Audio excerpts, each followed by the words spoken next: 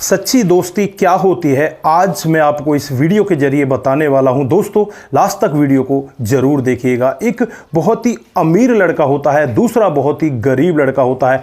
दोनों की दोस्ती बहुत ही ज़्यादा महान होती है। बचपन से लेकर जब वो जवान होते तब तक वो एक दूसरे के साथ रहा करते हैं। दोस्तों फिर इनके जीवन में कुछ ऐसा होता है जिसे सोचकर, जिसे समझकर आप भी एक बार सोचने के लिए मजबूर हो जाओगे कि ऐसा इनके जीवन में क्यों हुआ था। दोस्तों आगे बढ़ने से पहले हमारी वही रिक्वेस्ट कि जो हमारे चैनल के साथ नए हैं कृपया करके चैनल को फॉलो कर लें, बेल आइकन को जरूर प्रेस करें। नमस्कार, जय हिंद। आप देख रहे हैं APH न्यूज़ राहुल रावत के साथ। दोस्तों आज की जो हकीकत की घटना आप लोगों को बताने जा रहा हूं, ये दो दोस्तों की हकीकत की घटना है। एक का नाम अमित होता है, दूसरे का नाम रोहित होता है। जो अमित होता है वो गरीब परिवार से होता है, रोहित बहुत ही धनी परिवार से होता है। इनका बचपन एक दूसरे के साथ बीतता है, धीरे धीरे करके ये बड़े होने लगते हैं। अमित को उसकी गरीबी कई बार उसे उसके दोस्त से मिलने से रोक देती है। दोस्तों एक दिन का वाकया होता है जब रोहित का जन्मदिन होता है। रोहित के पापा रोहित का जन्मदिन एक बहुत बड़े होटल के अंदर मना रहे होते हैं। रोहित का जन्मदिन अगले दिन होता है, उससे पहले दिन ये अपने दोस्त अमित के पास पहुंच जाता है और उससे कहने लगता है कि अमित इस तरह से कल मेरा जन्मदिन है और उस होटल में पार्टी रखी गई है, तुझे आना होगा। तो यहाँ पर अमित कहने लगता है कि यार बहुत बड़ा होटल है, बहुत बड़ी पार्टी है, मेरे पास तो ऐसे कपड़े भी नहीं है, मैं वहाँ पर कैसे आऊँगा। तो यहाँ पर उसका दोस्त कहता है कि यार तू इस तरह की बात मत किया कर, मैं तेरे लिए कपड़े बनवा कर लाया हूँ। जो कपड़े मैं पहनूंगा उसी तरह के कपड़े मैंने तेरे लिए बनवाए हैं और तुझे आना होगा। अगर फुर्सत हो तो अंकल जी को भी साथ में लेकर आना।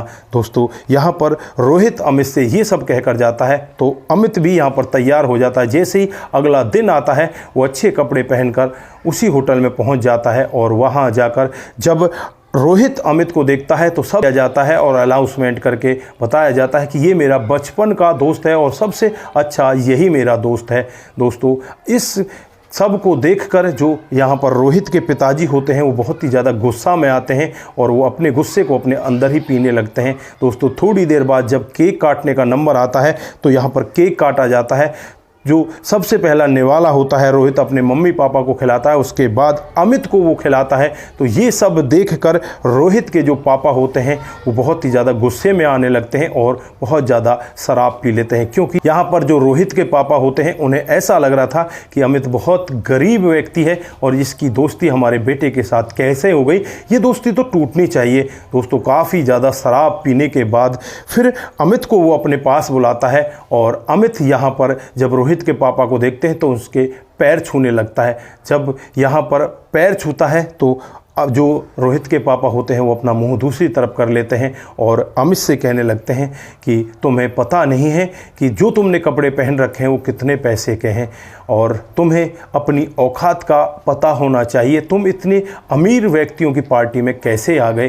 दोस्तों यहाँ पर अमित को बहुत ज़्यादा बुरा लग रहा था, उसकी आंखों में आंसू होते हैं। वो करे तो क्या करे, वो कुछ भी नहीं करता, वो चुपचाप सुनता रहता है। दोस्तों उसके बाद यहाँ पर जो रोहित के पापा होते हैं वो अमित से कहते हैं कि तुझे अब यहाँ से चला जाना चाहिए और तू वापस दोबारा मेरे बेटे के सामने मत आना, क्योंकि मेरे बेटे और तेरी तो कोई बराबरी है ही नहीं। बातें बहुत बुरी लगती हैं और अमित अब यहाँ से जाने लगता है। जाने से पहले वो रोहित के पापा के पैर छूना चाहता है। जैसे ही वो रोहित के पापा के पैर छूने के लिए नीचे नपता है तो यहाँ पर रोहित के पापा उसे धक्का मार देते हैं और पूरी की पूरी जो वहाँ पर महफिल जमी होती है उसमें जो अमित है वो ज़मीन पर गिर जाता है। रोहित को भी इस सब के बारे में पता चल जाता है।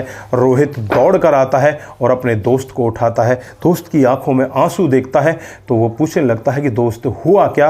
तो यहाँ पर जो रोहित के पापा हैं वो कहने लगते हैं कि रोहित तुम्हें इसके साथ दोस्ती नहीं करनी चाहिए, ये बहुत ही निचले लेवल का है और हम बहुत ऊंचे लेवल के हैं, इसके साथ तेरी दोस्ती अच्छी नहीं है, इसलिए मैंने इसको यहाँ से जाने के लिए कहा है। दोस्तों अब यहाँ पर रोहित को गुस्सा आने लगता है। वो कहता है कि पापा गरीबी अमीरी कोई इतनी बड़ी चीज़ नहीं होती, ये मेरा बचपन का दोस्त है, इसे मैं यहाँ से नहीं जाने दूंगा। दोस्तों उसके बाद यहाँ पर जो रोहित के पापा होते हैं वो और भी गर्म होने लगते हैं। रोहित को बहुत ज़्यादा गुस्सा आता है और अपने पापा से कहने लगता है कि पापा तुम ठीक आदमी नहीं हो। अगर तुम गरीबी अमीरी में ऐसा भेदभाव रखते हो तो मेरे नज़र में तुम्हारी कोई इज्जत नहीं है। दोस्तों, जब अमित ऐसा वाक्य सुनता है तो रोहित को एक तमाचा लगा देता है और कहता है कि तुम्हें अपने पापा से बात करने की तमीज़ नहीं है। दोस्तों, उसके बाद अमित जाने लगता है। रोहित उससे कहता है कि मैं तुझे अपनी गाड़ी में छोड़ दूंगा। तो यहाँ पर अमित कहता है कि नहीं नहीं, मुझे गाड़ी की ज़रूरत नहीं है, मैं बस चला जाऊँगा। यहाँ पर तो अपने यार रिश्तेदारों की देख रेख कर, बहुत सारे रिश्तेदार यहाँ पर आए हुए हैं।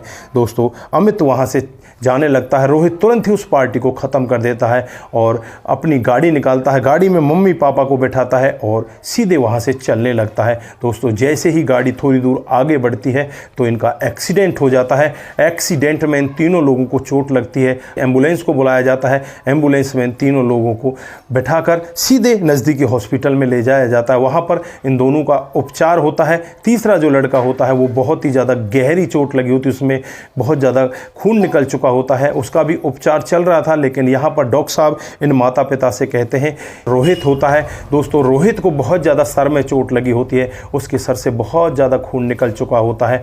माता पिता को तो होश होता है, रोहित बेहोशी की हालत में होता है। फिर यहाँ पर रोहित के पापा डॉक्टर को पकड़ते हैं और कहने लगते हैं, डॉक्टर साहब मेरे बेटे को जल्दी होश में लाओ, जितना पैसा चाहिए उतना आप पैसा ले लो। तो यहाँ पर डॉक्टर साहब कहते हैं कि आज तुम्हारा पैसा तुम्हारे काम नहीं आएगा। आज तुम्हें ऐसे व्यक्ति की ज़रूरत है जो तुम्हारे बेटे को खून दे सके, क्योंकि हमने चारों तरफ पता कर लिया है, ओ तरफ पता कर लिया है कि ओ नेगेटिव जो ग्रुप है वो कहीं भी नहीं मिल रहा है। अगर आपके किसी रिश्तेदार में, किसी यारे में, किसी प्यारे में अगर हो तो उनसे आप जल्दी से ब्लड मंगवा लीजिए। 3 घंटे का समय है, 3 घंटे में हमें यहाँ पर ब्लड चढ़ाना ही होगा। अगर ब्लड नहीं चढ़ा तो तुम्हारे बेटे को हम नहीं बचा पाएंगे। दोस्तों, अब पापा की सिट्टी पिट्टी गोल हो जाती है। जो उसका नशा था वो भी बिल्कुल ख़त्म हो चुका था। अब वो अपनी पत्नी से बातचीत करने लगता है, तमाम रिश्तेदारों में कोशिश करता है, लेकिन कहीं से भी ओ नेगेटिव वाला ग्रुप का खून नहीं मिलता। दोस्तों, अब इतना ज़्यादा परेशान हो जाता है। फिर यहाँ पर जो रोहित की माँ होती है वो कहने लगती है कि अमित को फ़ोन मिलाओ, शायद अमित ही कोई जुगाड़ कर दे। फिर यहाँ पर जो रोहित के पापा होते हैं वो फ़ोन मिलाकर रोहित की मम्मी को दे देते हैं और रोहित की मम्मी जब अमित से बातचीत करती है तो कहती है कि बेटा मैं रोहित की मम्मी बोल रही हूँ। तो यहाँ पर अमित कहता हाँ जी बताइए। तो यहाँ पर वो कहती है कि रोहित का एक्सीडेंट हो गया, उसको बहुत ज़्यादा चोट है और ओ नेगेटिव खून की ज़रूरत है। तो यहाँ पर अमित कहता है कि घबराने की ज़रूरत नहीं है, मेरा ओ नेगेटिव ही खून है, मैं अभी थोड़ी देर में हॉस्पिटल में आ रहा हूँ। दोस्तों, थोड़ी देर बाद हॉस्पिटल में अमित पहुँच जाता है। अमित हॉस्पिटल में पहुँचता है तो अमित का जो ब्लड होता है वो रोहित को चढ़ा दिया जाता है और सुबह उसको होश आ जाता है। दोस्तों, जब होश यहाँ पर रोहित को आ जाता है तो अमित भी खुश होता है और अमित अब यहाँ से जाने लगता है। जो रोहित के पापा होते हैं वो हाथ जोड़कर अमित के सामने खड़े हो जाते हैं और कहने लगते हैं कि मुझसे बहुत बड़ी गलती हो गई, मुझे बेटा माफ़ कर दे। मुझे नहीं पता तू कितना अच्छा है, मैं गलत समझ रहा था कि गरीब और अमीरी में मैंने फ़र्क समझा, मुझे बेटा तू माफ़ कर दे, मुझसे बहुत बड़ी गलती हुई है। दोस्तों, यहाँ पर जो अमित होता है वो इनके हाथों को पकड़ता और कहता है कि आप मुझे बेटा भी बुला रहे हो और माफ़ी भी मांग रहे हो, दोनों तरह से कैसे काम चलेगा? अगर आप मुझे बेटा बुलाते हो तो मुझसे माफ़ी मांगने की ज़रूरत नहीं है, मैंने अपने भाई के लिए सब किया है। दोस्तों, पापा बहुत ज़्यादा खुश होते हैं और कहने लगते हैं कि आज से मेरा एक बेटा नहीं, मेरे दो बेटे हैं। दोस्तों, अब यहाँ पर अमित और रोहित दोनों भाई अगले ही दिन डिस्चार्ज हो जाते। अब यहाँ पर अमित और रोहित दोनों बड़े अच्छे से रहने लगते हैं। 2 दिन के बाद रोहित का डिस्चार्ज हो जाता है और वो अपने घर पर पहुँच जाता है। 2 दिन तक अमित हॉस्पिटल में ही उसकी देखरेख करने के लिए रहता है। दोस्तों, माता पिता घर चले जाते हैं। माता पिता को विश्वास होता है कि अमित अगर उसके साथ है तो रोहित को कुछ भी नहीं होगा। दोस्तों, अब उनकी दोस्ती इतनी गहरी हो चुकी होती है, दोनों मानो एक ही परिवार के हैं, एक ही घर में पल बढ़ रहे हैं। दोनों का बहुत अच्छे से वहाँ पर भरण पोषण हो रहा है। दोस्तों, अब वो बहुत अच्छे से एक दूसरे के साथ अपने जीवन को व्यतीत कर रहे हैं। तो दोस्तों, ये थी आज की एक छोटी सी दोस्ती की कहानी। आप लोग यहाँ पर क्या कहना चाहते हैं? गरीबी अमीरी में फ़र्क देखकर अगर दोस्ती की जाए तो वो दोस्ती नहीं होती, वो तो मतलब की दोस्ती होती है। दोस्ती हो तो रोहित और अमित जैसी थी, जो ना तो गरीबी का फ़र्क देखते ना अमीरी का फ़र्क देखते, बस वो दिल से एक दूसरे के साथ दोस्त हैं और उन्होंने ये आज करके भी दिखा दिया। तो दोस्तों आप लोग यहाँ पर क्या कहना चाहते हैं, आपकी जो भी राय है एक बार कमेंट बॉक्स में ज़रूर दीजिएगा। आज के लिए बस इतना ही, फिर मिलते हैं किसी नए मोड के साथ। तब तक के लिए आप अपना ख्याल रखें, परिवार का ख्याल रखें, सतर्क रहें, सावधान रहें। नमस्कार, जय हिंद,